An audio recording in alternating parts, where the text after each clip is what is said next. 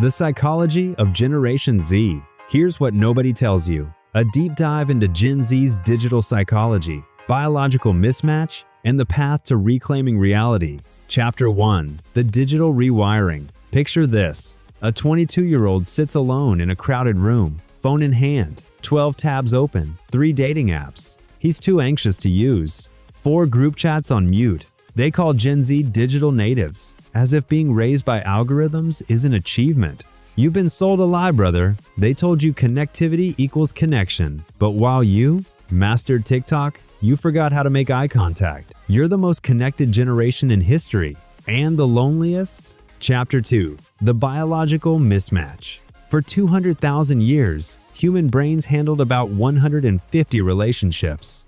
Dunbar's number? Your ancestor knew everyone in his tribe. Your brain hasn't changed. But now you're managing 847 Instagram followers, 1,200 TikTok connections, hundreds of Snapchat streaks with strangers. Your prefrontal cortex is drowning, running tribal software on global hardware. Every notification triggers dopamine, not achievement dopamine, slot machine dopamine. Your brain craves social validation because tribal belonging meant survival.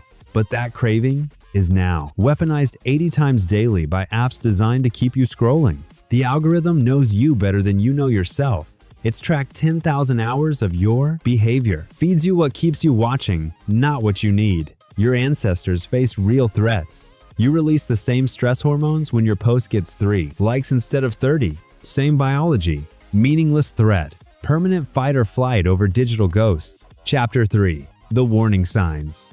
Warning Sign 1.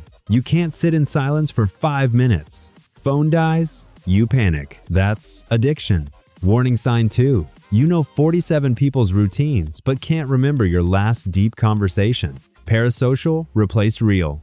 Warning sign 3. You're terrified of being cringe. So you never try, never risk. Optimized into paralysis. Warning sign 4. You film experiences instead of having them. Concert through a screen. Life as content. Meet Tyler. 2,400 Instagram followers. Posts, gym progress, car, mindset, curated perfection. Tyler's been on antidepressants 3 years. 2 real friends. No dates in 8. Months approaching women causes crippling anxiety. But online, he's crushing it. His roommate deleted social media sophomore year. Has a girlfriend. Real hobbies. Dinner parties with actual friends. Tyler calls him weird. Reality calls him adjusted. Chapter 4. The System. Instagram sold you highlights. Everyone's richer, hotter, happier. Except they're not. They're better at lying. The mental health industry normalized dysfunction. It's okay to not be okay became permission to stay broken. Therapy became aesthetic. Trauma became identity. Modern culture celebrates victimhood. Compete to be most damaged. You're rewarded for staying sick. The system profits from confusion. Anxious people consume more, buy more, scroll more, stay stuck more. They need you broken enough to comply, functional enough to work and consume. Chapter 5. The Collapse.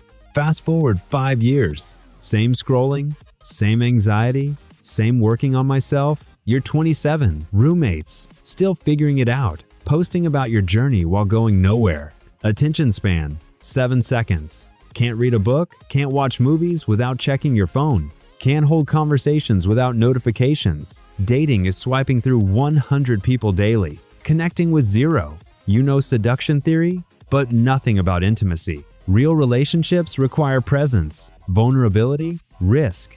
You've been trained to avoid all.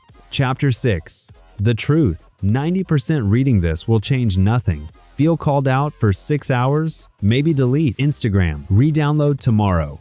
The real world doesn't care about your online presence. It cares about competence, skills, reliability. Your mental health crisis isn't a mystery. You're living against your design. Humans need sunlight, movement, real relationships, meaningful work. You have none, and wonder why you feel like garbage. Chapter 7. The Reset. Delete the apps, not take a break. Delete. Get a dumb phone for 30 days, calls and text only. Watch your brain scream for 72 hours, then watch it heal. Replace scrolling with movement, gym, running, fighting, Anything physical. Join something in person, jujitsu, cooking class, volunteer, be around humans without screens. Read one book per month, actual book, paper. Train your attention span back. The digital world is optional, brother. The real world is waiting. Stop performing your life. Start living it. I'll see you on the other side.